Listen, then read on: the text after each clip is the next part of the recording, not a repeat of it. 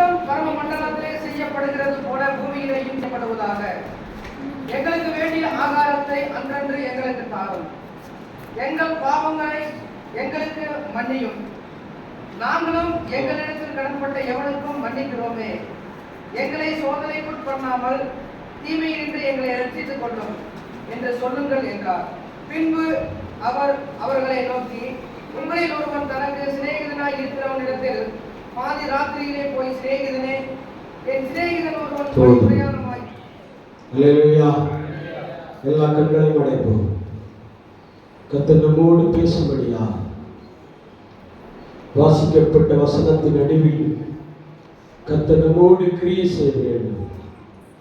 அவர் ஒரு இடத்தில் ஜெபம் பண்ணி முடிந்த பின்பு அவருடைய சீஷரில் ஒருவர் அவரை நோக்கி, ஆண்டவரே, யோவான் தன் சீஷர்களுக்கு ஜெபிக்க போதிக்கிறதை போல, ஜெபம் பண்ண போதிக்கிறதை போல நீரும் எங்களுக்கு போதிக்க வேண்டும் என்றார். ஹல்லேலூயா. ஆவிக்குரிய ஒரு தேவ பிள்ளை ஆண்டவருடைய சமூகத்தில் இருக்கும் பொழுது அவர்கள் ஜெபிக்க கற்றுக்கொள்கிறார். ஆண்டவர் ஜெபித்து விட்டு வருகிறதை விசித்திரமாய் பார்த்த சீஷர்கள் அவர்களுக்குள்ளே ஒரு கேள்வி, நீர் ஜெபிக்கிறதை போல எங்களுக்கு ஜெபத்தை கற்றுத்தார்.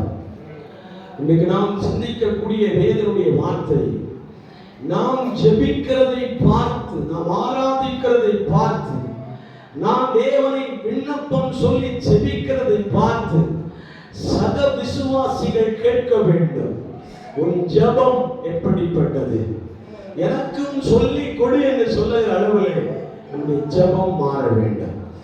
அதற்காக தேவ சமூகத்தில் தியானிக்கப்பட்ட வாசிக்கப்பட்ட வார்த்தைகள் நிமித்தமாக நம்மோடு பேசும்படி யாவரும் கண்களை மூடி ஜெபிப்போம். ஹல்லேலூயா, ஹல்லேலூயா, ஹல்லேலூயா, ஹல்லேலூயா. உன் கண்ணீரை துடைத்திடும் கர்த்தர் உனக்குள் வசிக்கின்றார். உன் கண்ணீரை துடைத்திடும் கர்த்தர் உனக்குள் வசிக்கின்றார். உன்னை தமக்கென்று பிரித்தெடுத்து தம் மகிமை நிரப்பிடுவார். உன்னை தமக்கென்று பிரித்தெடுத்து தம் மகிமை நிரப்பிடுவார். உன் காரியம் வாய்க்கும் கர்த்தர் நேரத்தில், கர்த்தரால் காரியம் வாய்க்கும். உன் காரியம் வாய்க்கும் கர்த்தர் நேரத்தில், கர்த்தரால் காரியம் வாய்க்கும். உன் காரியத்தை வாய்க்க பண்ணும் கர்த்தர் உன்னோடு இருக்கின்றார். உன்னை பேர் சொல்லி அழைத்திடும் கர்த்தர் உன்னை கடைசி வரை நடத்தி செல்வார். உன் காரியத்தை வாய்க்க பண்ணும் கர்த்தர் உன்னோடு இருக்கின்றார். உன்னை பேர் சொல்லி அழைக்கும் கர்த்தர் கடைசி வரை நடத்தி செல்வார். உன் காரியம் வாய்க்கும் கர்த்தர் நேரத்தில், கர்த்தர் காரியம் வாய்க்கும்.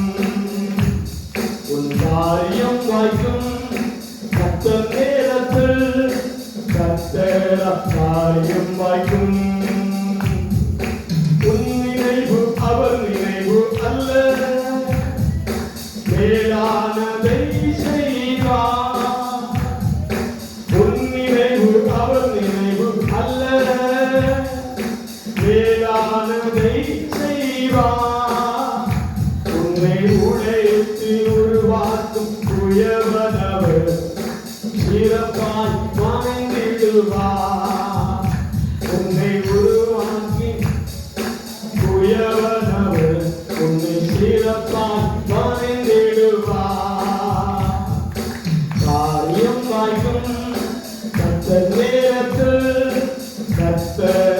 காரியம் வாய்க்கும், உன் காரியம் வாய்க்கும்.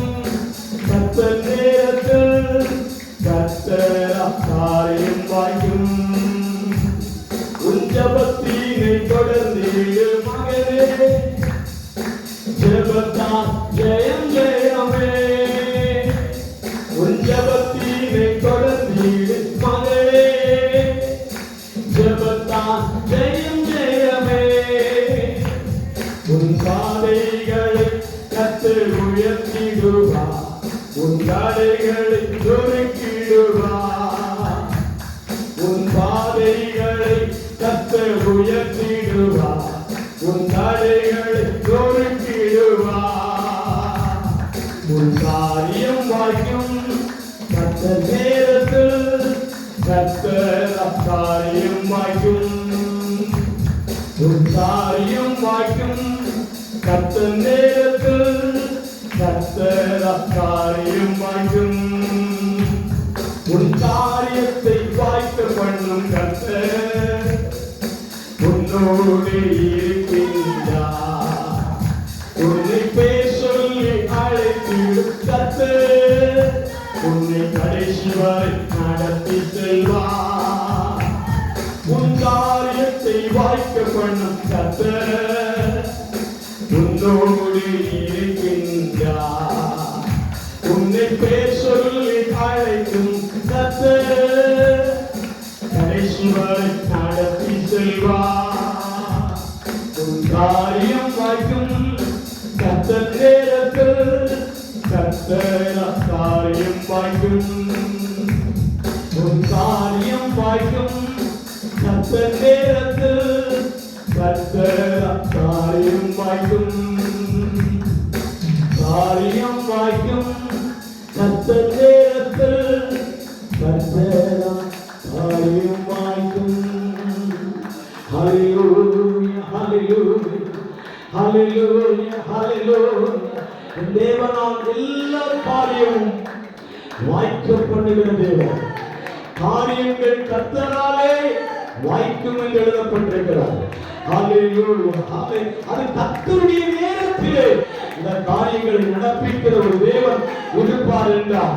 அவர் எவ்வளவு பெரிய தேவன். அவன் நம்முடைய நேரத்திற்காக அல்ல, நம்முடைய சமயத்திற்காக அல்ல, நம்முடைய காலங்களுக்காக அல்ல. அவர் ஒரு நேரத்தை குறித்து வைத்திருப்பார். அந்த நேரத்திலே அணை திறந்து வருகிற தண்ணீர் பெருக்குகளை போல் ஆசீர்வாதங்களை உங்கள் குடும்பங்களின் மேலும், உங்கள் பிள்ளைகளின் மேலும், உங்கள் வியாபாரங்களின் மேலும், உங்கள் தொழில் மேலும் வர்த்திக்க பண்ணுவார். உங்கள் குடும்பங்களின் மேல் வர்த்திக்க பண்ணுவார். ஜெபிப்போம். அன்பின் பரலோக பிதா, பரிசுத்த நாமம் இந்த இடத்துல வெளிப்படுவதா வார்த்தைகள் உடைய கரத்தில் ஒப்புக்கொடு. நீர் பேசும் உடைய நாமத்தை உயர்த்து. இயேசு கிறிஸ்துவின் நாமத்தில் கேட்கிறோம் எங்கள் ஜீவனுள்ள நல்ல தகப்பனே, ஆமென். அல்லேலூயா அல்லேலூயா சொல்லலாமா? அல்லேலூயா ஆமென். இந்த வசனத்தில் இப்படி எழுதப்பட்டிருக்கிறது, அவர் ஜெபம் பண்ணின பின்பு அவருடைய சீஷர்களில் ஒருவர் அவரை நோக்கி, ஆண்டவரே, யோவான் தன் சீஷர்களுக்கு ஜெபம் பண்ண போதிக்கிறதை போல நீரும் எங்களுக்கு போதிக்க வேண்டும் என்றார். அல்லேலூயா. நான் ஒரு விஷயத்தை சொல்லிவிட்டு இந்த பகுதிக்கு நேராக கடந்து வர விரும்புகிறேன். அல்லேலூயா. நமக்கு எல்லாருக்கும் தெரியும், ஆசரிப்பு கூடாரம். ஆசரிப்பு கூடாரத்தை மோசே மூலமாக நிறுவ செய்தார். அளவுகோலை கொடுத்தார். அவன் அதனுடைய மேப் எல்லாம் ஆண்டவர் மோசேயின் கரத்திலே கொடுத்து, அவர்கள் இஸ்ரவேல் ஜனங்கள் வனாந்தரத்திலே பயணம் போய் கொண்டிருக்கும் போது இஸ்ரவேல் ஜனங்களுடைய ஒட்டுமொத்த 6 லட்சம் புருஷர்கள் தவிர ஸ்திரீகள், பிள்ளைகள், குழந்தைகள் யாவரும் ஒரு ஆலயத்தை சார்ந்து ஆராதிக்கும்படிக்கும் ஒரு கூடாரத்தை கட்ட வேண்டும் என்று சொன்னார். அல்லேலூயா. கூடாரத்தை கட்ட வேண்டும் என்று சொன்னார். அந்த கூடாரத்தினுடைய பேர் தான் ஆசரிப்பு கூடாரம். அல்லேலூயா. 3 பகுதிகளாய் பிரித்து கட்டப்படுகிற ஒரு பகுதியுடைய பேர் தான் ஆசரிப்பு கூடாரம். ஒன்று பிரகாரம், இன்னொன்று பரிசுத்த ஸ்தலம், இன்னொன்று மகாபரிசுத்த ஸ்தலம் என்று 3 பகுதிகளாய் பிரிக்கப்பட்டு கட்டப்படுகிற ஒரு கூடாரத்தினுடைய பேர் தான் ஆசரிப்பு கூடாரம் எழுதப்பட்டிருக்கிறது. அல்லேலூயா. இந்த ஆசரிப்பு கூடாரத்திற்கு தேவையான சகல பணிமுட்டுகளையும் சகல பொருட்களையும் யார் கொண்டு வர வேண்டும் என்றால், எகிப்திலிருந்து அடிமைத்தனத்திலிருந்து விடுவிக்கப்பட்ட தன்னுடைய சொந்த ஜனங்கள் யாவரும் என்ன செய்ய வேண்டும்? இந்த பொருட்களை தனித்தனியாக கொண்டு வர வேண்டும். அல்லேலூயா சொல்லாமா? சுருக்கமாய் சொல்ல போனால், ஒப்பேர் மரத்திலிருந்து ஆமென் தகசு தோல் வரைக்கும், அல்லேலூயா, கொப்பேர் மரத்திலிருந்து, அது வெள்ளி பொன் எல்லாம் அதில் உட்படும். கொப்பேர் மரத்திலிருந்து தகசு தோல் கடைசியாக மேலே விரிக்கிற மூடு திரையின் பேர் தான் தகசு தோல். இருக்கிறீங்களா? அல்லேலூயா சொல்லலாமா? ஆசரிப்பு கூடாரத்தினுடைய ஃபினிஷிங் ஒர்க், கடைசியாக மேல் போர்வை, 4 போர்வைகள் அங்கே பேசப்பட்டிருக்கிறது. ஆட்டுத்தோலினால் ஒரு போர்வை செய்யப்பட வேண்டும், பஞ்சு நூலினால் ஒரு போர்வை செய்யப்பட வேண்டும். வாசிங்க பார்க்கலாம். யாத்திராகம புஸ்தகம் 25ஆம் அதிகாரம் 1 முதல் 5 வரை வசனங்களை வாசிக்க கேட்போம். கர்த்தர் மோசேயை நோக்கி, இஸ்ரவேல் புத்திரர் எனக்கு காணிக்கை கொண்டு வரும்படி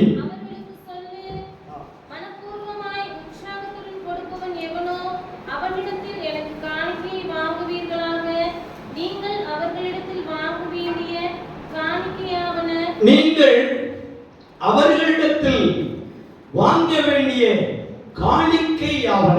போதும். அல்லேலூயா. இன்னைக்கு நாம் காணிக்கைக்காக பாடல் பாடி காணிக்கைகளை தேவ சமூகத்தில் சேகரிக்கிறோம். ஆனால் அந்த மோசே வழிநடத்தி கொண்டிருக்கும் போது இஸ்ரவேல் ஜனங்கள் யாவரையும் மோசே கைவசமாய் வழிநடத்தி கொண்டிருக்கும் போது ஒரு ஆசரிப்பு கூடாரத்தை கட்டுவதற்காக கூட இஸ்ரவேல் ஜனங்களை பார்த்து ஆண்டவர் சொல்கிறார், நீங்கள் அவர்களுக்கு காணிக்கையாய் கொடுக்க வேண்டிய பொருட்கள் யாவன? வாசிங்க. பொன்னும் வெள்ளியும் வெண்கலமும் இளநீல நூலும் இரத்தாம்பர நூலும் சிவப்பு நூலும் மெல்லிய பஞ்சு நூலும் வெள்ளாட்டு மயிரும் சிவப்பு தீர்த்த ஆட்டுக்கடா தோலும் தகசு தோலும் சீத்தி மரமும் பரிமள வர்க்கங்களும் போதும். அல்லேலூயா சொல்லாமா? இந்த வீடுகளில் போய் நீங்கள் இந்த பகுதியை வாசித்தீர்களானால், இது எதற்காக ஆண்டவர் ஜனங்களிடத்திலே கேட்டார், ஏன் ஜனங்கள் கொண்டு போய் கொடுத்தார்கள், என்ன பர்பஸுக்காக என்று சொல்லி அந்த அதிகாரத்தை முழுவதுமாய் வாசித்தார். ஒரே ஒரு காரியம்தான், ஆசரிப்பு கூடாரம் கட்டப்பட வேண்டும். அல்லேலூயா சொல்லாமா? அல்லேலூயா. அதிலே ஒன்று தகசு தோல் எழுதப்பட்டிருக்கிறது. இந்த காணிக்கையா பேசணும்னு நீங்க முடிக்க வேண்டாம். அல்லேலூயா சொல்லாமா? இது காணிக்கைக்காக பேசப்படுகிறது, இது வசனத்திற்காக பேசப்படுகிற வார்த்தை. காணிக்கை, தசமபாகம், பொருத்தனை இதெல்லாம் உங்களுக்கு முதல்லயே சொல்லியாச்சு. என்னது? சங்கீத ஆலோசனை முடிந்தவுடனே சொல்ற வார்த்தை என்னது? உங்கள் காணிக்கைகளும் தசமபாகங்களும் பொருத்தனைகள் இருந்தால் கொண்டு செலுத்தப்படும். நீங்கள் செலுத்தியாச்சு. அல்லேலூயா சொல்லாமா? அதை பத்தி நம்ம என்ன செய்யக்கூடாது, பேசக்கூடாது. பேசினா நீங்கள் என்ன செய்வீர்கள்? முறைப்பீர்கள். அல்லேலூயா சொல்லாமா? அல்லேலூயா சொல்லாமா? இப்போது பேசப்படுகிற வார்த்தை எல்லா பொருட்களையும் தேவ சமூகத்திற்காக கொடுக்கப்பட வேண்டும். அதில் விசித்திரமான ஒன்று தகசு தோல். அல்லேலூயா சொல்லாமா? தகசு தோல் எதற்காக கொடுக்கப்பட வேண்டுமானால், அது ஒரு மிருகத்திலிருந்து எடுக்கப்படுகிற சீங் என்று சொல்லப்படுகிற ஒரு மிருகத்திடத்திலிருந்து அந்த தோலை எடுத்து என்ன செய்வார்கள்? காய வைத்து, அதாவது அவ்வளவு கட்டி கூடின ஒரு பொருள் தான் அந்த தூண். அல்லேலூயா சொல்லாமா? எந்த மழைக்கும் வெயிலுக்கும் ஒன்றுமே செய்யாமல் இருக்கிற ஒரு தோல் அடிப்படையில் தான் அந்த தகசு தோலை நம்ம தேவன் தெரிந்து கொண்டார். அல்லேலூயா சொல்லாமா? இந்த மிருகம் எங்கே கிடைக்குமானால் எகிப்திலே மட்டும் உயிர் வாழக்கூடியது. அந்த மிருகம் தண்ணீரிலும் வாழும், நிலத்திலேயும் என்ன செய்யும்? வாழ்ந்து கொண்டிருக்கும். அல்லேலூயா. அப்படி இருக்கும்போது கர்த்தர் இந்த தோலை கேட்க காரணம் என்னன்னா, இஸ்ரவேல் ஜனங்கள் தங்களுக்கென்று இந்த தோலை பத்திரப்படுத்தினார்கள். எதற்கு பத்திரப்படுத்தினார்கள் என்றால், நம்ம எசேக்கியேல் தீர்க்கதரிசன புத்தகம் 16ஆம் அதிகாரம் 10ஆம் வசனத்தில் நீங்கள் வாசிக்கும் போது இந்த தோலை எதற்கு மட்டும் பயன்படுத்துவார்கள் என்றால், ஆசரிப்பு கூடாத வேலையை தவிர்த்து எந்த வேலைக்கு இது பயன்படும் என்று அங்கு எழுதப்பட்டிருக்கிறது. வாசிங்கள். எசேக்கியா தீர்க்கதரிசன புத்தகம் 16ஆம் அதிகாரம் 10ஆம் வசனம்.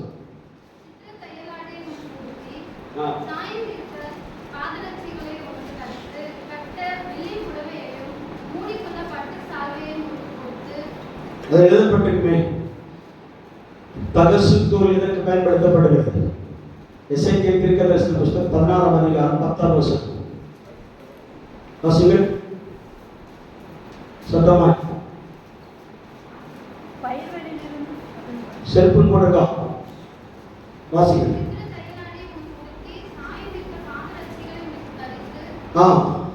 தகசு தோலினால் உண்டான பாதரட்சையை அதற்குள் தரிக்க வேண்டும் என்பதற்காக. அல்லேலூயா சொல்லாமே? அல்லேலூயா சொல்லலாமா? எல்லாரும் உற்சாகமா அல்லேலூயா சொல்லலாமே? அல்லேலூயா. இந்த தோல் எதற்கு பயன்படுத்தப்படுகிறது என்றால், பாதரட்சையை தயார் செய்வதற்கு, உருவாக்குவதற்கு மட்டுமே பயன்படுத்தப்படுகிறதற்காக தான் இந்த தகசு தோலை கொண்டு போவார்கள்.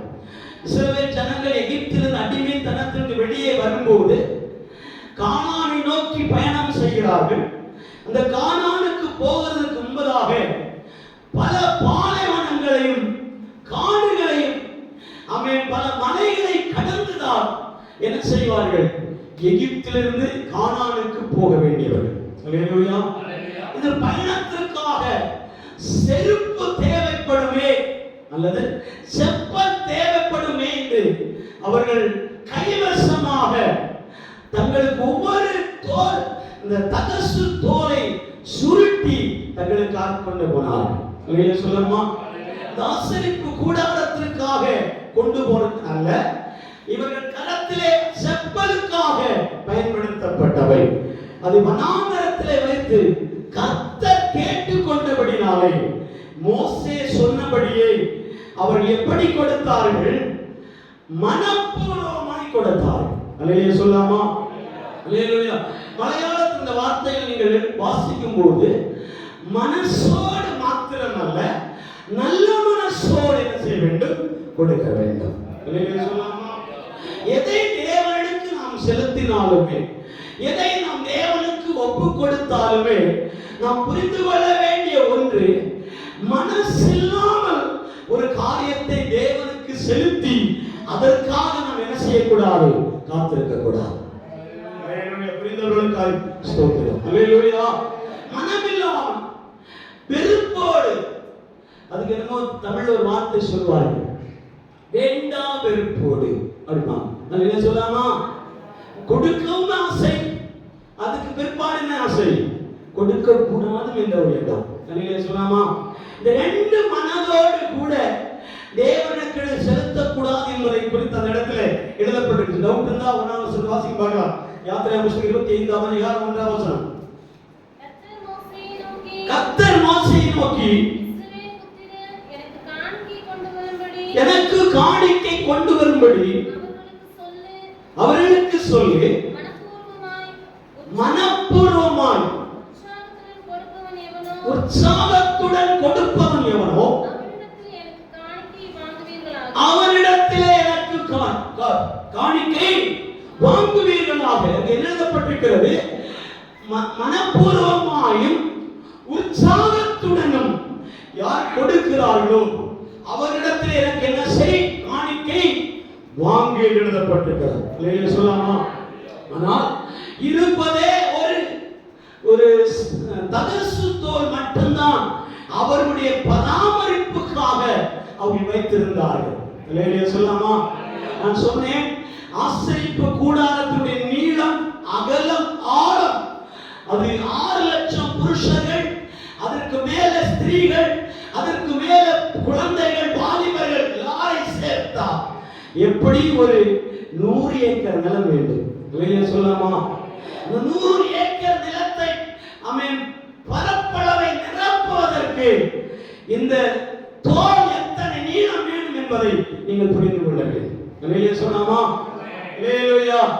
இந்த தகசு தோலுடைய அவசியம் எவ்வளவு தூரம் அகலம், ஆழம், நீளம் வேண்டும் என்பதை நீங்கள் புரிந்து கொள்ள வேண்டும். சொல்லாமா? இந்த தகசு தோல் இஸ்ரவேல் ஜனங்கள் தங்களுடைய தேவைக்காக, தங்களுடைய காரியத்திற்காக தங்கள் கைவசமாய் வைத்து பயணிக்கிறார்கள். ஆனா இதையும் ஆண்டவர் தன்னுடைய ஆலயத்திற்காக கேட்கும் போது மனமில்லாதவிடத்தில் அல்ல, மனமுள்ளவிடத்திலே மாத்திரம் அல்ல, மனப்பூர்வமாய் சொல்லாமா, அதிலும் உற்சாகமாய் கொடுக்கிறவரிடத்திலே வாங்க வேண்டிய பொருட்களில் ஒன்று தகசு தோல். சொல்லாமா? ஏகப்பட்ட காரியம் எழுதப்பட்டு, பொன், வெள்ளி, பஞ்சு நூல், இப்படி எல்லாம் நிறைய காரியம் எழுதப்பட்டிருக்கிறது. அது ஒன்று தகசு தோல் எழுதப்பட்டிருக்கிறது. சொல்லாமா? இதை கொடுத்தார்கள். அதையும் ஆசரிப்பு கூடாரத்தின் வேலை செய்து முடிந்து விட்டது. மறுபடியும் இவர்கள் பயணிக்கிறார்கள். எத்தனை வருடம்? 40 வருடம் பயணிக்கிறார்கள். சொல்லாமா? அநாந்தரத்திலே கடந்து போகிறார்கள். இந்த செப்பலுடைய போட்டிருக்கிற செப்பல் தேய தொடங்கிவிட வேண்டும். அவருடைய எதிர்பார்ப்பு எல்லாமே இந்த வனாந்தரத்திலே சூட்டிலே நடக்கும் போது இந்த தீப்பட்ட, அனல்பட்ட அந்த மண்கள் நம்முடைய காலிலே பட்டு தீ நெருப்பு போல படக்கூடாது என்பதற்காக அவர்கள் பத்திரப்படுத்தி வைத்திருந்ததை தேவனிடத்திலே கொடுத்தார்கள். அதையும் தேவன் காணாதவரை போல் அல்ல. புரிந்தவர்களுக்காக ஸ்தோத்திரம். அதையும் தேவன் காணாதவரை போல இருக்கவில்லை. என்ன நடந்தது? அந்த வசனத்தை கீழே வாசித்து பார்த்தார். இஸ்ரவேல் ஜனங்களோ 40 வருடம் வரைக்கும் எந்த செப்பலும் அவர்களுக்கு தேய்ந்து போகவில்லை. சொல்லலாமா? அந்த போட்டிருந்த செப்பல் 40 வருடம் வரைக்கும் அது தேய்ந்து போகவில்லை, கிழிந்து போகவில்லை, அது நரைத்தும் போகவில்லை என்பதை குறித்து வேதத்தில் எழுதப்பட்டிருக்கிறது. அப்படியானால் நீங்கள் கர்த்தருக்கு எதை செலுத்தினாலும் அதை தேவன் திருப்பி கொடுக்க அவர் கடற்காரன் அல்ல. சொல்லலாமா? அதை தேவன் கடற்காரனாய் இருக்க விரும்பவே மாட்டார். சொல்லலாமா? 40 வருடம், கிட்டத்தட்ட 40 வருடமாக பயணித்திருக்கிறார். நாம் ஒரு வருடத்திலேயே 50 செப்பல் மாத்திருக்கோம். சொல்லலாமா? ஒரு வருடத்திற்குள்ளாக எத்தனை செப்பல் மாத்திருப்போம்? 50 இருக்குமா? பிளஸ் பெருக்கல் போட்டு 40 கூட்டினீங்கன்னா எத்தனை வரும் என்று சொல்ல வேண்டும். சொல்லலாமா? அதுக்கு ஒரு 200 ரூபாய் கணக்கு போட்டு அந்த பிளஸ் 40 பெருக்கி பார்த்தீங்கன்னா லட்சமாய் வந்திருக்க வேண்டும். இருக்குமா இல்லையா? சொல்லலாமா? அதில் தேவன் உத்தரவாதம் எடுத்து அதே செப்பலை தேய விடாமல் 40 வருடம் நடத்தின தேவன் இருப்பார் என்றால் நீங்களும் நானும் ஆராதிக்கிற ஒரு உன்னதமான தேவன். சொல்லலாமா? சொல்லலாமா? அநேகருக்கு இருக்கிற பொருளை மாத்தி மாத்தி மாத்தி கொண்டு போகணும்னு ஆசை இருக்கிறது. ஆனா இருக்கிற பொருளையே வருடக்கணக்கா எந்த சேதம் இல்லாதபடி, எந்த குறைபாடும் இல்லாதபடி, எந்த டேமேஜும் இல்லாதபடி நடத்துகிற ஒரு தேவன் இந்த இடத்தில் இருப்பார் என்றால் நீங்கள் கர்த்தருக்காக மனப்பூர்வமாயும் உற்சாகமாயும் எதை கொடுக்கிறீர்களோ அதன் மேல ஆண்டவர் கடற்காரனாய் இருக்க மாட்டார். சொல்லாமா? அதனால தேவன் எப்படி இருக்க மாட்டார்?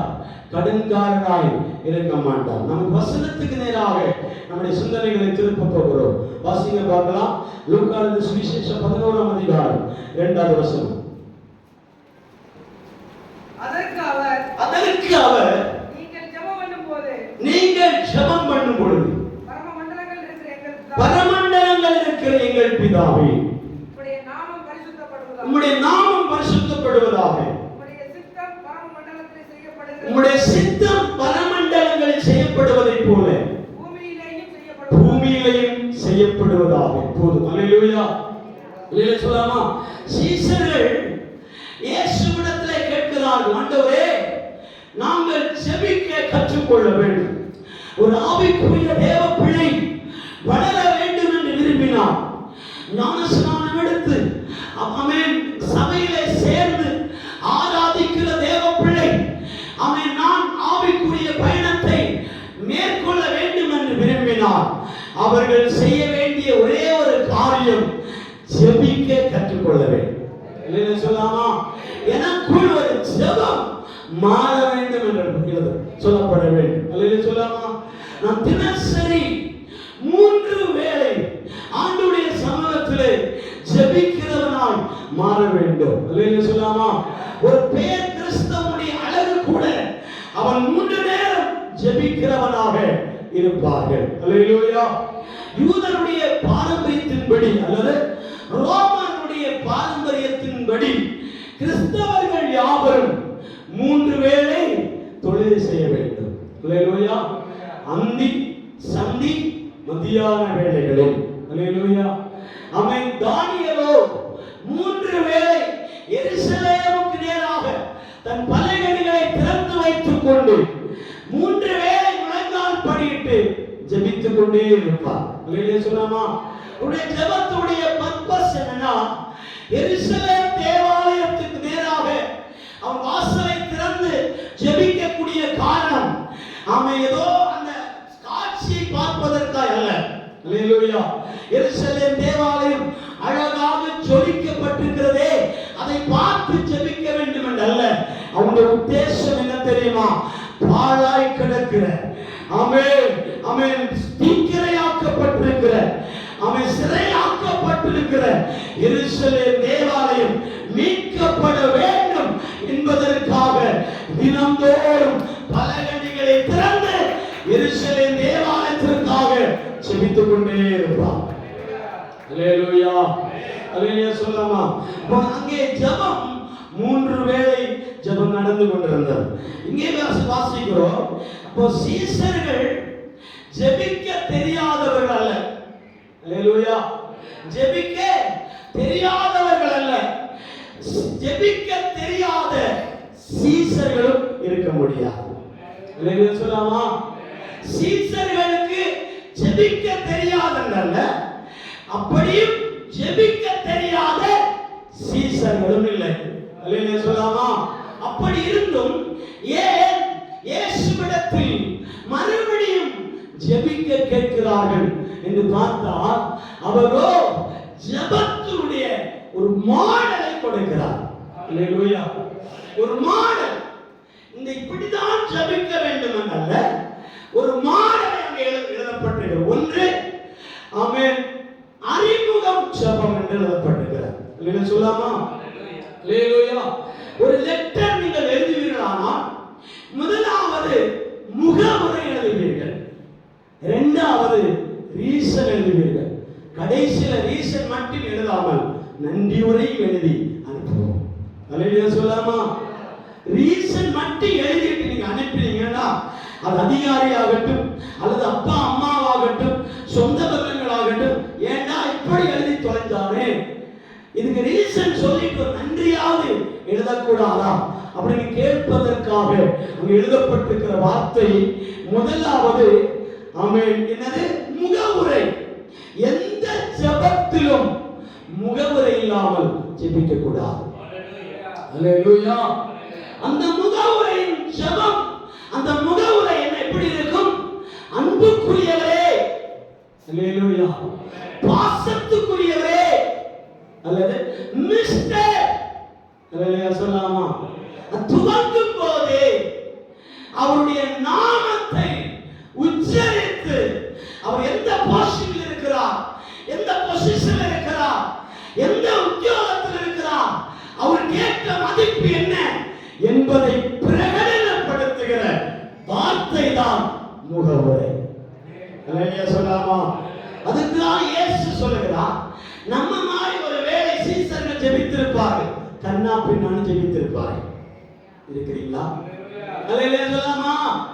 அல்லேலூயா. எப்படி ஜெபித்திருப்பார்கள்? கண்ணா பின்னான்னு ஜெபித்திருப்பார்கள். அல்லேலூயா சொல்லலாமா? இருக்கிறவர்களுக்காக ஸ்தோத்திரம், இல்லாதவர்களுக்கும் ஸ்தோத்திரம். அல்லேலூயா சொல்லலாமா? அல்லேலூயா.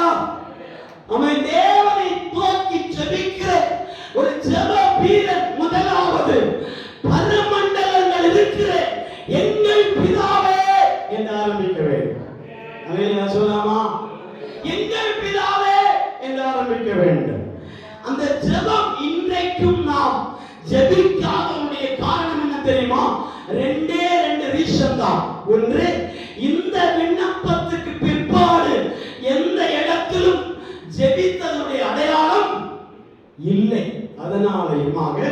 இரண்டாவது, அவன் சபைக்கு எழுதப்பட்டிருக்கிற நிரூபங்களில், சபைக்கு எழுதப்பட்டிருக்கிற நிரூபங்களில் எங்கேயுமே உபதேசமாக இந்த ஜெபம் எழுதப்படாததினால் இந்த ஜெபத்தை நாம் என்ன செய்வதில்லை? வந்தே மாதரம் போல பாடுகிறதில்லை. அல்லேலூயா சொல்லலாமா? அல்லேலூயா சொல்லலாமா?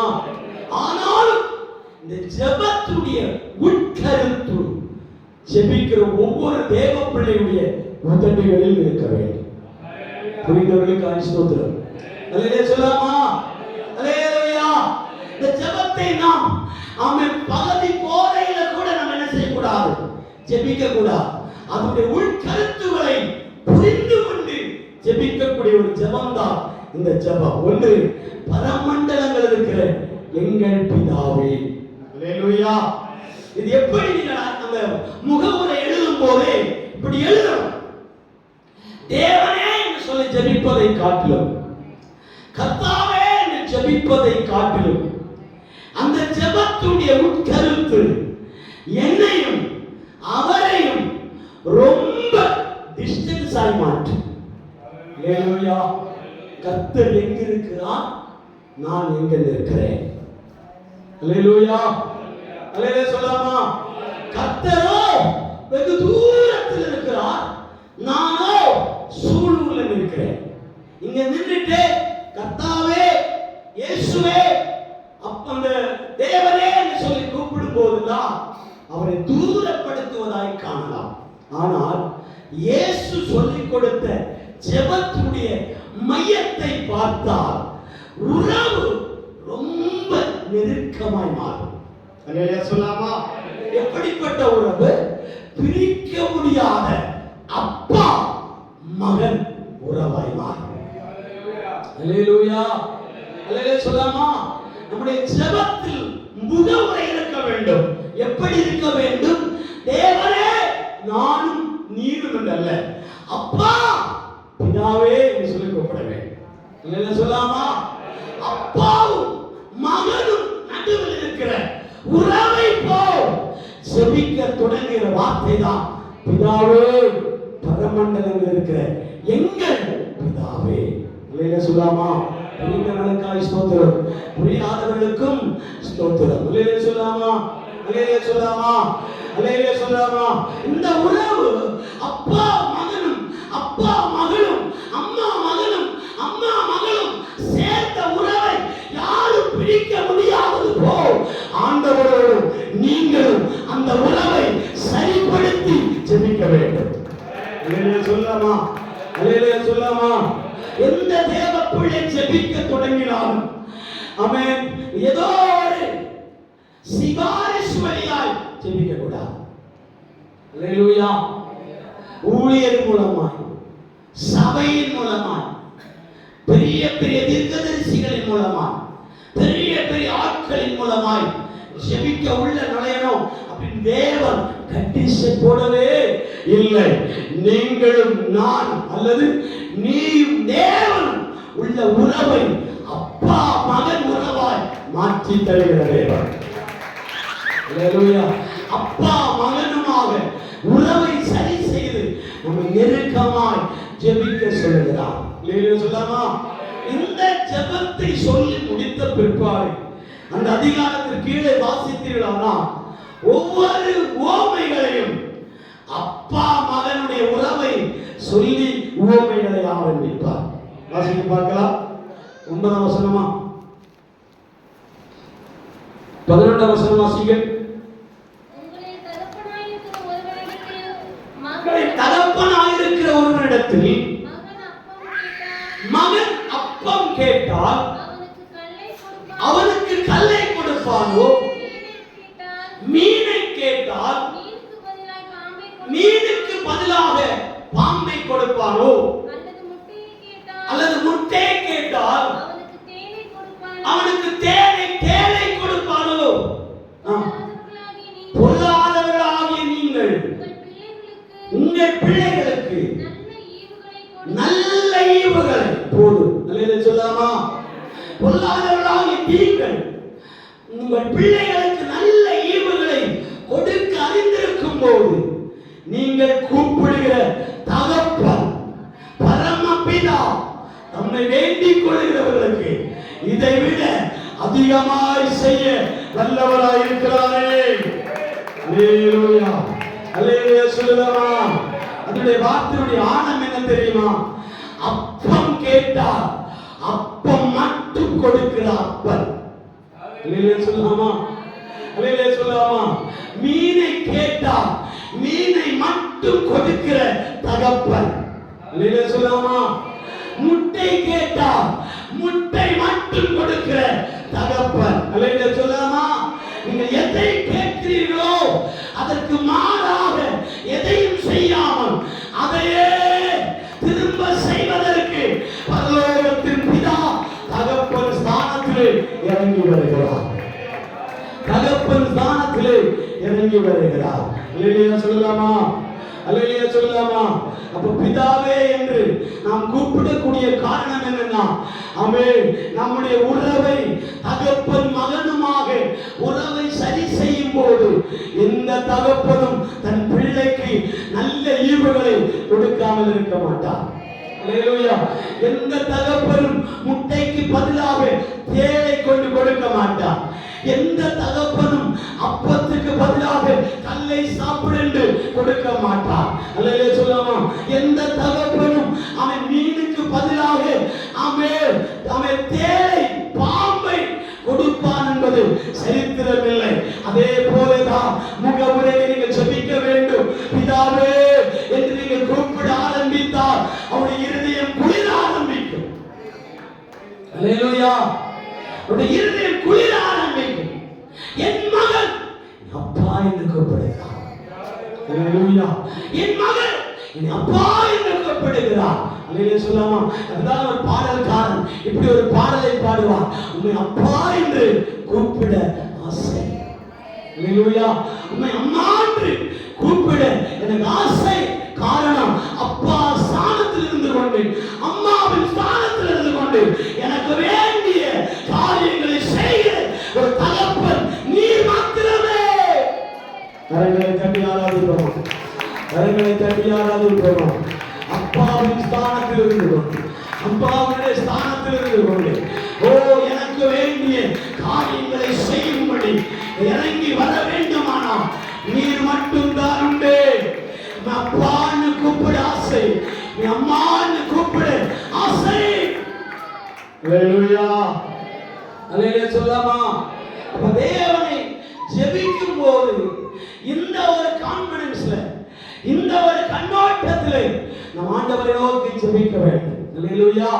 அவருடைய உறவு வேற உறவு அல்ல, தகப்பன் மகன் உறவு. அல்லேலூயா சொல்லாமா? அல்லேலூயா சொல்லாமா? இந்த வசனத்தை கீழே நீங்கள் வாசித்த 13ஆம் வசனத்திலே நீங்கள் வாசிக்கும் போது எழுதப்பட்டிருக்கிறது, பரம பிதாவானவர் வேண்டிக் கொள்கிறதற்கு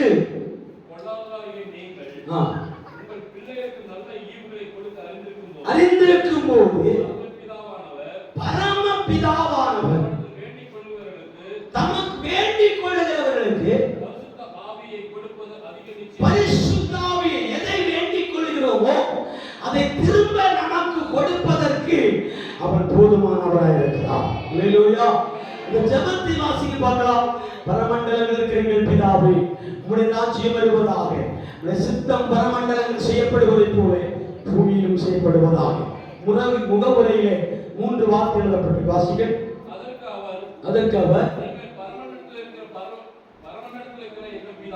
பரமண்டலங்களில் இருக்கிற எங்கள் பிதாவே, உம்முடைய நாமம் பரிசுத்தப்படுவதாக, உம்முடைய ராஜ்யம் வருவதாக.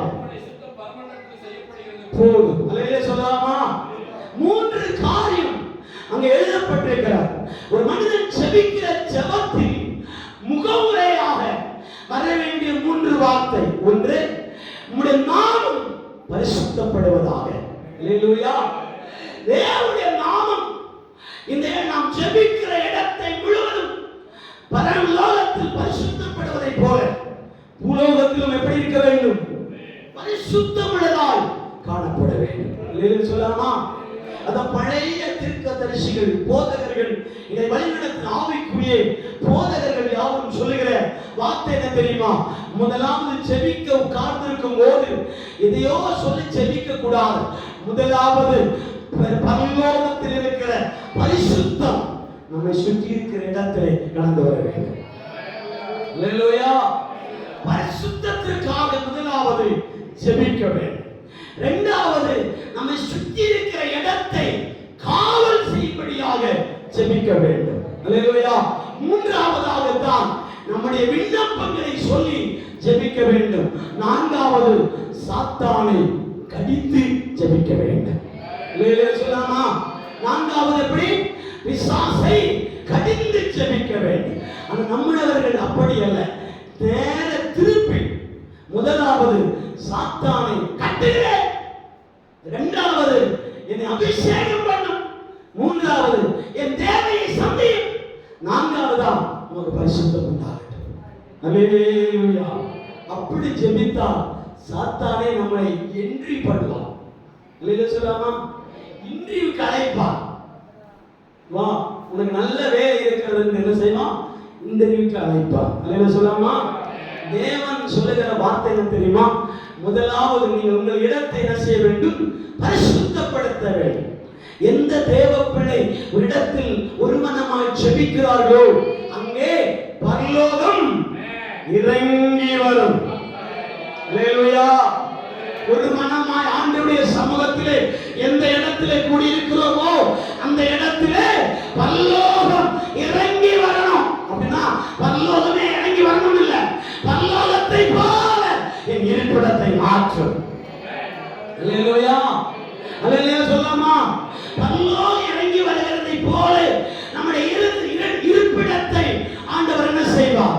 சுத்திகரிப்பார், பரிசுத்தப்படுத்துவார். அல்லேலூயா சொல்லலாமா?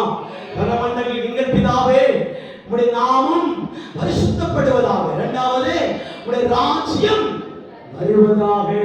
அல்லேலூயா சொல்லலாமா? என்னை சுற்றிலும் உம்முடைய ராஜ்யம் கடந்து வரட்டும், உம்முடைய ஆளுமை என்னை கண்ட்ரோல் பண்ணட்டும்.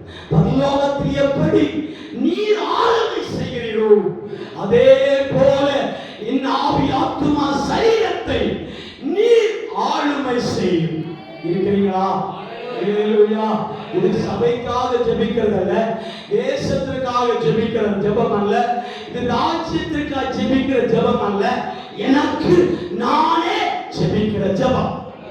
ஒன்று, என்னை பரலோகம் எப்படி பரிசுத்தமா இருக்கிறதோ அதே போல என்னை பரிசுத்தமாக்கும். அல்லேலூயா. இரண்டாவது, பரலோகத்திலே நீர் சகலவற்றையும் ஆளுமை செய்கிறதை போல என்னை நீர் ஆளுகை செய்யும். உலமான சம்பனா தியானா துதானவ பவரவன விவாத ஹத்துதானா விவக்கவாதவன உலாதனா. இயேசுவின் நாமத்தில் அற்புதம் எப்படி வெளிப்படும் தெரியுமா? அவர் அங்கே ஆளுமை செய்கிறதை போல எனக்குள்ளேயும் ஆளுமை அவசியம். நான் எப்படியும் நடக்க கூடாதப்பா, தேரா பாரா நடக்க கூடாது. இல்லையா சொல்லாமா? கமே அங்கும் இங்குமாய் அலைந்து தெரியக்கூடாது. இல்லையா சொல்லாமா? அல்லேலூயா. எனக்கு 3 மூன்று ஆத்மத்துவம் இருக்கிறார். ஒன்று ஆவி, இரண்டாவது ஆத்மா, மூன்றாவது சரீரம். சொல்லலாமா? இந்த ஆவி, ஆத்மா, சரீரம் நான் சொல்லி செயல்படக்கூடாது. சொல்லலாமா? இதுக்கு ஒரு லீடரை நான் போட போகிறேன், இதற்கு ஒரு தலைவர்த்தத்தை நான் போட போகிறேன், இதற்கு ஒரு ஆளுமை நான் கொடுக்க போகிறேன். அதுவோ பரலோகத்தில் எப்படியோ அப்படியே எனக்குள் நடப்பதாக, எனக்குள் நடப்பதாக. பரலோகம் எப்படியோ அப்படியே எனக்குள் நடக்க வேண்டும். இதான் இரண்டாவது அறிமுகம். சொல்லலாமா? மூன்றாவது, ஆமென், உம்முடைய சித்தம் எனக்குள் நிறைவேறுவதாக. இதுதான் நமக்கு பிடிக்காத வார்த்தை. அல்லேலூயா சொல்லலாமா? நான் என் சித்தத்துக்காக ஜெபிக்கும் போது அவர் சித்தத்தை நான் எப்ப பார்த்து எப்ப பெற்றுக்கொள்றது? அல்லேலூயா. நான் இந்த ரெண்டு விஷயத்தை ஒழுக்கமா பண்றேன். ஒண்ணு, என்னை பரிசுத்தப்படுத்துறேன், நான் பரிசுத்தத்திற்காக ஜெபிக்கிறேன், ரைட். இரண்டாவது, அவர் ஆளுகை செய்யாம யார் ஆளுகை செய்வா? அதனால ஆளுமையை அவரிடத்திலே கொடுக்கிறேன். ரெண்டும் நாம் செய்வதற்கு ஈஸியான மெத்தட். ஆனா மூன்றாவது காரியம், உம்முடைய சித்தம் பரமண்டலங்களில் செய்யப்படுவது போல பூமியிலும் செய்யப்படுவதாக. அப்படின்னா கொஞ்சம் கஷ்டம்தான். அல்லேலூயா சொல்லலாமா? அல்லேலூயா. நமக்கு எல்லாருக்கும் ஒரு விருப்பம், என் சித்தம் நிறைவேற வேண்டும். அல்லேலூயா. என் ஆசை நிறைவேற வேண்டும். அல்லேலூயா. என்னுடைய விஷயம் பூர்த்தி அடைந்தால் போதும், அதுதான் என் மேலான நோக்கம். அப்படி சொல்லிட்டு இருந்தீங்கன்னா அபத்தம் என்று அர்த்தம். இல்லையா சொல்லலாமா? நான் இடையிட கொஞ்சம் மலையாளம் மிஸ் பண்றேன், அது எனக்கு நல்லா தெரிகிறது. இல்லையா சொல்லலாமா? அப்படி மிஸ் பண்ணாதான் நான் கேப் இல்லாம போயிட்டு இருக்க முடியும். இல்லையா சொல்லலாமா? இருக்கிறீங்களா? இருக்கிறீங்களா? அல்லேலூயா. அல்லேலூயா சொல்லலாமா? அல்லேலூயா சொல்லலாமா? அவருடைய சித்தம் எனக்குள் நிறைவேற வேண்டும். எப்படி நிறைவேறும்? அசாத்தியமானதா சாத்தியமானதா என்பதை கேட்கும் போது இயேசு ஒரு முறை படகில் பயணம் செய்து கொண்டே இருந்தார். முடிக்க போற நேரம் ஆகிவிட்டது. படகில் பயணம் செய்து கொண்டிருக்கும் போது பேதுரு கொஞ்சம் கவலைக்கிடமாய் இருந்தார். அதை புரிந்து கொண்ட இயேசு, நீ முதலாவது சூண்டையை போடு, அதுல ஒரு மீன் அகப்படும், அந்த மீனின் வாய்க்குள்ளே என்ன இருக்கும்? வெள்ளி பணம் இருக்கும். அதை எடுத்து உனக்கும் எனக்கும் வரிகட்டி விடுன்னு சொன்னார். அல்லேலூயா. அல்லேலூயா சொல்லலாமா? சாத்தியமோ என்பதை அறியும்படியாக அவன் வலையை சூண்டில் போட்டான். மீன் அகப்பட்டது. திறந்து பார்க்கும்போது 4 வெள்ளிப்பணத்தை அவன் பார்த்தான். 2 வெள்ளிப்பணம் பேதுருக்கு வரிகட்ட போதுமானது, 2 வெள்ளிப்பணம் இயேசுவுக்கு வரிகட்ட போதுமானது. இல்லையா சொல்லலாமா? அந்த படகிலே பயணம் செய்தவர்கள் 12 பிளஸ் 1 13 பேர்கள் பயணம் செய்தார்கள். இல்லையா சொல்லலாமா? இருக்கிறீங்களா? அல்லேலூயா. பேதுரு மாத்திரம் கவலைக்கிடமாய் இருக்கிறதை யார் அறிகிறார் தெரியுமா? இயேசு அறிந்தார். மற்ற யாருக்கும் தெரியவில்லை. இயேசு மட்டும் அறிந்தவர். இல்லையா சொல்லலாமா? அல்லேலூயா. இருக்கிறீங்களா? அல்லேலூயா. இப்போ இயேசு அந்த பரிபணத்தை கட்டுவதற்காக அவனிடத்திலே சொல்லும்போது இவனுடைய விஷயத்தை, இவனுடைய தேவையை இவன் அவனிடத்திலே சொல்லாமலேயே அவர் எப்படி அறிந்தார்? அல்லேலூயா. இவன் அவரிடத்திலே சொல்லவே இல்லை, ஆனா அவர் அறிந்தார். இந்த இடத்துல நாம் சிந்திக்கும் போது அந்த தேவைகளை அறிந்து செயல்படுகிற ஒரு தகப்பன். அல்லேலூயா. உங்கள் சூழ்நிலைகள் எதுவானாலும், உங்களுடைய விருப்பம் எதுவானாலும் அந்த நேரத்தை தாண்ட விடாமல் கர்த்தர் ஏற்ற வேளையிலே உதவி செய்யும்படியால் உடைய கரம் இறங்கி உங்கள் மத்தியிலே செயல்பட தொடங்கும். அல்லேலூயா. இந்த விஷயத்துல நிறைய காரியம் மறைந்திருக்கிறது. ஒரு காரியத்தை மட்டும் ஞாபகப்படுத்த போகிறேன். அல்லேலூயா. ஒன்று, 16 பேர் 12 பேர்களும் வரிப்பணம் கட்ட வேண்டியவர்கள். ஆனால் பேதுருக்கு மட்டும் ஆண்டவர் உதவி செய்யக்கூடிய காரணம், ஆண்டவர் சொல்லுகிற வசனத்தில் எழுதப்பட்டிருக்கிறது, பணம் இருக்கிறவன் வரி கட்டட்டும். அல்லேலூயா. இல்லாதவனுக்கு நான் கட்டுவேன். சொல்லலாமா? சொல்லலாமா? பணம் இருந்தது, 11 பேருக்கு பணம் இருந்தது. அவர்கள் வரியை கட்டிவிட்டார்கள். கட்ட முடியாத இருந்த பேதுரு, அவன் எல்லாரும் அவனை அறிந்தார்கள். அவனுடைய தேவையை அறியாமல் இருக்கும்போது இயேசு அவன் தேவையை உணர்ந்தவராய் அவனுக்கும் சேர்த்து காரியங்களை நடப்பிக்கிற தேவன். அல்லேலூயா. காரியங்களை நடப்பிக்கும்படியாக அந்த இடத்திலே செயல்படுகிற ஒரு தகப்பனை நமக்கு அந்த இடத்திலே பார்க்க முடியும். அல்லேலூயா சொல்லலாமா? அல்லேலூயா சொல்லலாமா? ஒரு விருந்துக்காரன் அப்பத்திற்காக அந்த தொடர்ச்சியான வசனங்களை நீங்கள் வாசித்தால் 3 உவமைகளை அங்கே பார்க்க முடியும். ஒன்று, நடுஇரவிலே ஒரு அப்பத்திற்காக ஒரு ஃப்ரெண்ட்ஸ் இடத்திலே போனதாகவும், இரண்டாவது, அவன் ஒரு தகப்பனிடத்தில் அப்பத்தை கேட்டால் கல்லை கொடுப்பானோ என்கிற சம்பவத்தையும், மூன்றாவது, இளைய குமாரன் தகப்பனை தேடி வந்த அனுபவம் அந்த இடத்திலே எழுதப்பட்டிருக்கிறது. அல்லேலூயா சொல்லலாமா? அல்லேலூயா சொல்லலாமா? 3 சம்பவங்களை அந்த இடத்துல நம்ம வாசிக்க முடியும். ஒன்று, அவன் இரவு நேரத்திலே அந்த வசனத்தை வாசிக்க பார்க்கலாம். 11ஆம் அதிகாரம். பின்பு அவர் அவனை நோக்கி, உங்கள் ஒருவன் ஒரு சிநேகிதனாய் இருக்கிற இடத்தில்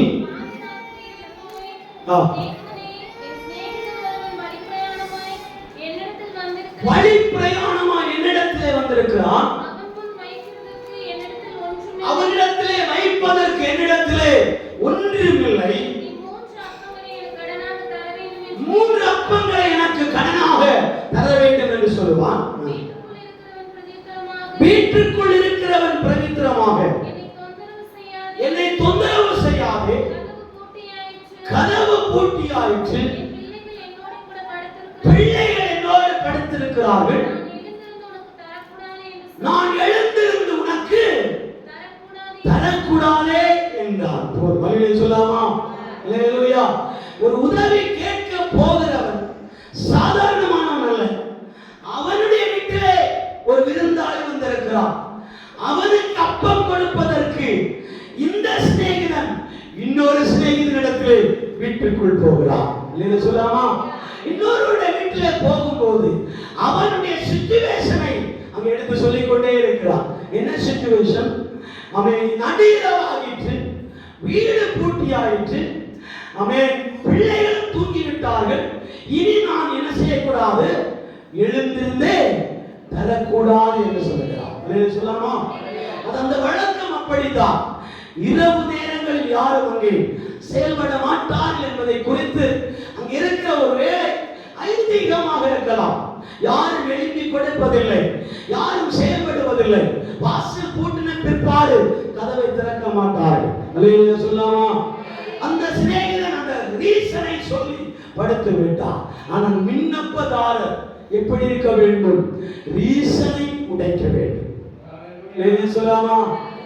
ரீசன் ஒரு வேலை தரக்கூடாதுதான், திறக்க கூடாதுதான், கேட்க கூடாதுதான். அல்லேலூயா சொல்லாமா? இதுல 3 காரியம் அடங்கி இருக்கிறது. கேட்கிறவனுக்கு கொடுக்கப்படும், தட்டுகிறவனுக்கு திறக்கப்படும், தேடுகிறவன் கண்டடைவான். அல்லேலூயா. இந்த தேடுகிறவனுக்கும் கேட்கிறவனுக்கும் தட்டுகிறவனுக்கும் எந்த சிச்சுவேஷனை உடைக்கும் வார்த்தை ஒரு மனிதனுடைய இருதயத்தில் புறப்பட்டு வரவே வேண்டும். அல்லேலூயா சொல்லாமா? பிச்சைக்காரன் லாங்குவேஜ் மாத்தி மாத்தி மாத்தி பிச்சை கேட்க மாட்டான். அல்லேலூயா. ஒரே வார்த்தை தான், அம்மா. அல்லேலூயா சொல்லாமா? அப்பா. அல்லேலூயா சொல்லாமா? பிச்சை போடுங்க. 3 வார்த்தை தான். இந்த 3 வார்த்தையில வாங்காம விலகவே மாட்டான். அல்லேலூயா சொல்லலாமா? இதுதான் விண்ணப்பதாருடைய ஜெபம் பண்ணக்கூடிய ஒரு தேவ மனிதன். அவரை இருக்கவே விடக்கூடாது. அல்லேலூயா சொல்லலாமா? தேவனை தூங்கவே விடக்கூடாது. அவரை மயக்கமடைய விடக்கூடாது. இஸ்ரவேலை காக்கிறவர் உறங்குவதும் இல்லை, தூங்குவதும் இல்லை. மலையாளத்தில் எனக்கு பிடித்த வார்த்தை என்ன தெரியுமா? இஸ்ராயேலை காக்குன்னவன் உறங்குவையும் இல்லா, மயங்குவையும் இல்லா. அல்லேலூயா சொல்லாமா? மயக்கம் என்னது? அல்லேலூயா சொல்லாமா? தூக்கம் என்னது? அப்படியே தூங்குற. அல்லேலூயா சொல்லலாமா? அல்லேலூயா சொல்லாமா? மயக்கத்தில் ஒரு வேளை நம்மை மறந்திருந்தாலும் உணர்த்துகிற ஒரு ஜெபம் இந்த இடத்துல வெளிப்படுமானால் அவருடைய நினைவை திருப்பி பண்ண முடியும். சொல்லலாமா? இந்த உணர்வை திரும்ப கொண்டு வர முடியும். உனக்காக தேவன் கதவை திறப்பார். உனக்காக தேவன் செவிகளை திறப்பார். உனக்காக தேவன் ஆசீர்வாதங்களை அள்ளி கொடுப்பார். சொல்லலாமா? அந்த வசனத்தை கீழே வாசிக்கும் போது அவன் வருந்தி கேட்கிறபடினாலே, அவன் தொந்தரவு செய்கிறபடினாலே அவன் கதவை திறந்து அவனுக்கு வேண்டியதை கொடுப்பான் அல்லவோ அப்படி சொல்லிட்டு, நீங்க உங்கள் பரம பிதாவோ நீங்க கேட்கிறது எதுவோ அதுவை திரும்ப உங்களுக்கு கொடுப்பான், உங்களுக்கு தருவான். மனிதனுக்கு அந்த அவன் சென்ஸ் இருக்கும் போது தேவன் அதை விட இரக்கம் உள்ளவர், அதை விட தயவுள்ளவர், அதை விட இரக்கம் உள்ளவர். உடமனா சம்பராக நடிரவிலே ஒரு மனிதனுக்கு எழுந்திருந்து வாசலை திறந்து கொடுப்பதற்கு மனம் இல்லை. அவனுடைய மனதை திருப்ப முடிகிற வார்த்தை ஒரு சிநேகிதனிடத்தில் இருக்குமானால், அப்படி கொடுக்க ஒரு சிநேகிதன் இருப்பானால், நீங்கள் ஆராதிக்கிற என் தேவனும் அவன் கொடுக்க மனமில்லாதிருக்கும் போது உங்களுடைய கூக்குரலை கேட்கும்படி, தாவீதின் குமாரனே, எஜமானனே, தகப்பனே, அப்பா, பிதாவே என்று பலமுறை பலமுறை பலமுறை தேவனை நோக்கி கூப்பிடும் போது அவர் இறங்கி வருவார். அவர் இறங்கி வருவார். இந்த விருப்பத்தை கேட்பார். இந்த விருப்பம் என்ன என்று கேட்பார். நீ சொஸ்தமாக விரும்புகிறாய் என்று கேட்பார். நீ நடக்க விரும்புகிறாய் என்று கேட்பார். கேட்கிறது மாத்திரமல்ல, அவன் எழுந்து நடந்து குதித்து தேவனுடைய ஆலயத்தில் போய் கர்த்தருடைய நாமத்தை மகிமைப்படுத்தினான். கரங்களை தட்டி ஆராதிப்பார். கரங்களை தட்டி ஆராதிப்பார். அவன் எழுந்தான். அவன் எழுந்து குதித்து நடந்தான். கர்த்தரை ஆராதித்தான். ஏன் தெரியுமா? வெகு நாள் பாடுகள், வெகு நாள் கத்திரவங்கள், வெகு நாள் தொல்லைகள், வெகு நாள் பிரச்சனைகள், வெகு நாள் முடக்கங்கள், வெகு நாள் சப்பாடி, அந்த அனுபவம் அவனை விட்டு விலகி போனார்கள். உங்களை நினைவுக்கு சில வியாதிகள், முடக்கு வியாதிகள், வருமான குறைவுகள், பொருளாதார குறைவுகள், கடன் பிரச்சனைகள், போராட்டங்கள் நம்மை முடக்கி கொண்டிருக்கிறோம். பிதாவே என்று சொல்லி கூப்பிட்டார். அப்பா, பிதாவே என்று சொல்லி கூப்பிட்டார். உங்களுடைய ஜெபத்தில் இருக்கிற தேவை அவருடைய சித்தத்திற்குள் மறைந்திருக்கிறது. ஏற்ற வேளை வரும்போது அவர் அந்த கதவை திறந்து தன் மகனுக்காக செய்யக்கூடியதை செய்வார். ஹalleluya, ஹalleluya. 10 மணிக்கு செய்யாததை 11 மணிக்கு செய்வார். 11 மணிக்கு செய்யாததை 12 மணிக்கு செய்வார். 12 மணிக்கு செய்யாததை 1 மணிக்கு செய்வார்.